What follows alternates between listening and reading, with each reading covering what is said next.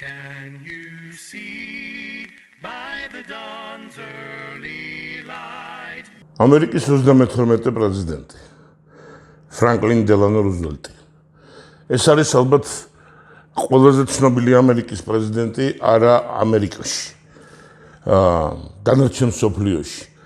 ამ ჩვენ ალბათ განსაკუთრებით შემთხვევას ალბათ იმ წუთში წარმოედგება თვალწინის ფოტოები და კინოკადრები ალტის შეხვედრის თეირანის შეხვედრის პილ ჰარბორი იაპონიასთან გამოცხადებული ომი ჩერჩილთან და სტალინთან ურთიერთობა და ასე შემდეგ. მაგრამ ამერიკაში ასევე ფრანკლინ დელანო რუზველტი ერთ-ერთი ყველაზე ცნობილი და ალბათ გამორჩეული პრეზიდენტია, მაგრამ ისეთი ცნობილი და საყვარელი არა, როგორც დანარჩენი მსოფლიოსთვის და ამას თავისი მიზეზები აქვს. ამაზე ყველაფერზე თანდათანობით მოვუყვეთ. პრეზიდენტ რუზველტზე ფრანკლინ დელანო რუზველტზე უკვე უამრავი მასალა არსებობს. არსებობს კინოკადრები, ხმის მისი გამოსვლების ჩანაწერები, ფოტომასალა უამრავი დოკუმენტური მასალა ცხადია და დაინტერესებულს ძალიან შეუძლია ზღვა მართლაც ისეთი ზუსტი და დადოკუმენტურებული მოვლენები იპოვნოს და განიხილოს, რომელიც სხვა წინა პრეზიდენტზე ნაკლებად არის. გასაგებიც არის უკვე მე-20 საუკუნეა და კინოც შემოვიდა, ფოტოგრაფიაც, ხმის ჩაწერაც და ასე შემდეგ და ასე შემდეგ. 1888 წლის 30 იანვარს დაიბადა ფრანკლინ დელანო რუზველტი, ძალიან ცნობილ ნიუ-იორკულ ოჯახების შვილი იყო, რუზველტების ოჯახების და დელანოს ოჯახის. ორივე ძალიან შეძლებული, ისეთი ძლიერი ნიუ-იორკის წარმომადგენლები იყვნენ და თავიდანვე გაიზარდა როგორც ასეთი ბრწყინვალე ახალგაზრდობის წარმომადგენელი. გადასარევი განათლება მიიღო და თავიდანვე იყო გასაკვირველია იურისტი და თავიდანვე მომართული პოლიტიკაზე. მის ბიოგრაფიას რო გადახედოთ, ყველა გზა გავლილი აქვს. იყო სენატორი ნიუ-იორკში, იყო მისი Secretary of Navy's მოადგილე, ანუ ფლოტის უფროსის ძალიან დიდი თანამდებობა ამერიკაში. იმისი მოადგილე გუბერნატორი იყო ნიუ-იორკის პრეზიდენტობამდე და უკვე 34 წელს ფრანკლინ დელანო რუზველტი გახდა პრეზიდენტი. მისი უნიკალურობა კიდევ ის არის, რომ ერთადერთია ამერიკის ისტორიაში, რომელიც 3 ვადით იყო პრეზიდენტი. ფაქტიურად კიდევ იქნებოდა, ახალი არჩეული იყო, როდესაც 45 წელს გარდაიცვალა, მაგრამ ამაზე შემდგომ. რა არის რუზველტის ბიოგრაფიაში ესეთი გამორჩეული ეტაპები? ჯერ ერთი, როგორც გითხარით, ცნობილი ოჯახების შვილი და შთამომავალი იყო. მისი ნათესავი მეხუთე მუხლში თეოდორ რუზველტი იყო ამერიკის პრეზიდენტი და 2005 წელს ცოლად მოიყვანა ელეონორ რუზველტი, რომელიც ასევე მისი ნათესავი იყო უკვე მე-6 მუხლში, მე მგონი თეოდორ რუზველტი იყო ელეონორ რუზველტის ბიძა. და სწორედ თეოდორ რუზველტი იყო, რომელმაც ქორწილის დროს ელეონორი მამის ნაცვლად ჩააბარა მომავალ სასიძოს, იმიტომ რომ მამა უკვე გარდაცვლილი, მისი ძმა თეოდორის ძმა, მომავალი პირველი ლედის პატარძლის მამა გარდაცვლილი იყო.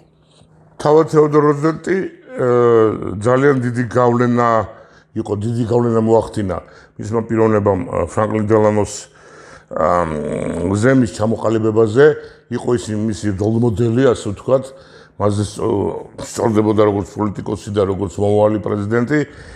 უცნაურია, მაგრამ ძალიან დიდ პატივს სცემდა თეოდორ რუზველტს, მაგრამ როგორც პოლიტიკოსი კარდინალურად განსხვავდებოდა მისი მსოფლმხედველობა და მისი ქმედება როგორც პრეზიდენტის თეოდორ რუზველტისაგან. ანუ ფრანკლინ დელანო გაცილებით საყუდრობენ კიდეც თანამედროვეები, რომ ფაქტიურად საფუძველი სოციალისტური იდეები წამოვიდა ფრანკლინ დელანო რუზველტისაგან, როდესაც თეოდორ რუზველტი იყო უაღრესად კონსერვატორი, უაღრესად ანტისოციალისტი და ესეთი კლასიკური კაპიტალიზმის მომხრე, მაგრამ აი ერთ ოჯახში ფაქტიურად ერთ გვარში გამოიჭედა ორი განსხვავებული, ორივე ძალიან დიდი, ორივე ძალიან მნიშვნელოვანი პოლიტიკური ფიგურა. რა შეეხება ოჯახს, ელეონორ რუზველტთან საკმაოდ ისეთი სიყვარულით შექმნილი ოჯახი იყო, 6 შვილი ყავდათ, მაგრამ არ წარიმართა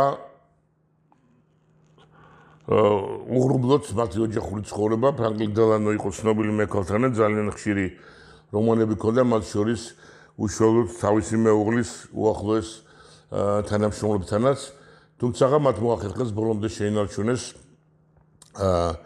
ოჯახი და ფრანკლინ დელანო რუზველტის სიკვდილამდე 45 წელს ერთი მეუღლე ყავდა და ერთ ოჯახად იცხოვრა. კიდევ ერთი ისეთი მნიშვნელოვანი ფაქტი რუზველტის ბიოგრაფიიდან არის მისი ავადმყოფობა.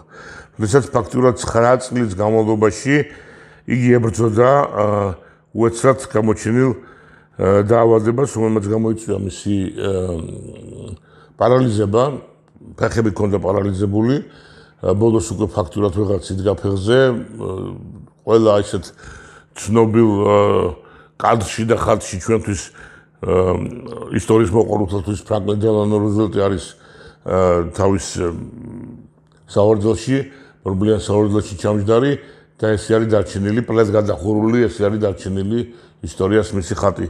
არადა იყო ძალიან სპორტული, ძალიან ნავარჯიშები, აქტიურად ცხენოსნობდა, თამაშობდა პოლოს, ტენისს და ესეთი ყოჩაღი ბიჭი იყო თავის დროზე, მაგრამ აი ამ დაავადებამ მოუთავა ხელი.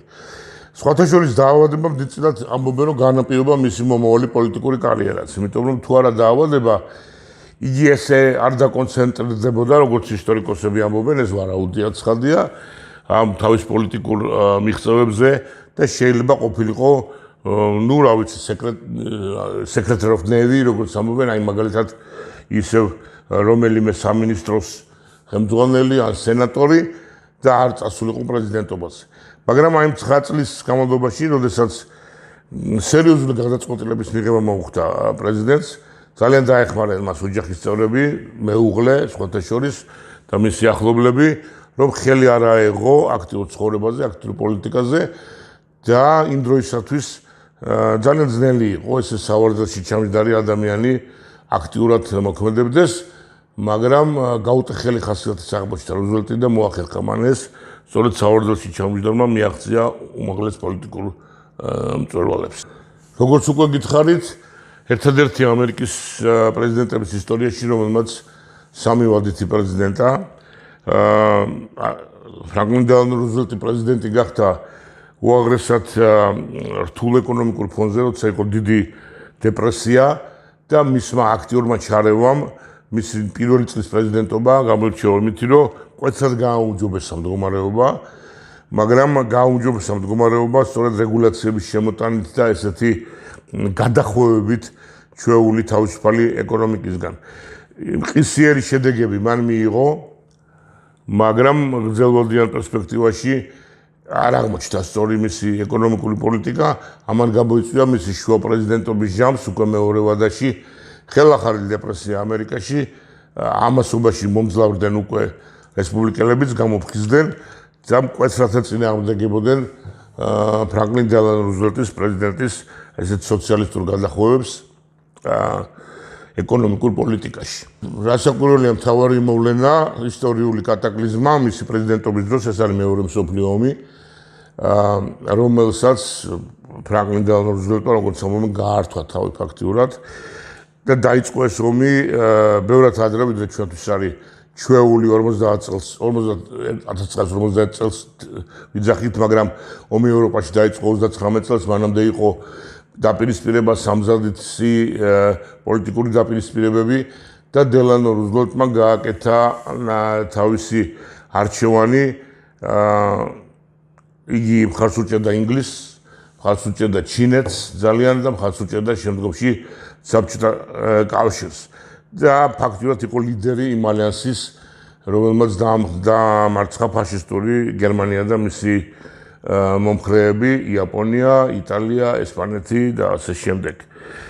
და ფრანკლინ დელანო რუზველტის დროს გაფორმდა სწორედ ეს გამარჯვება, 45 წლამდე მიაღწია მან და როდესაც უკვე გადააბარა პრეზიდენტობა, იგი გარდაიცვალა, ყველაფერი უკვე პრაქტიკულად მოთავებული იყო, პოსტ-ომის სახელმწიფოებრივი მოწყობა იწყებოდა, რაც თავად რეზულტის შემზადებამ და მისმა წინა პოლიტიკამაც განაპირობა დიდწილად.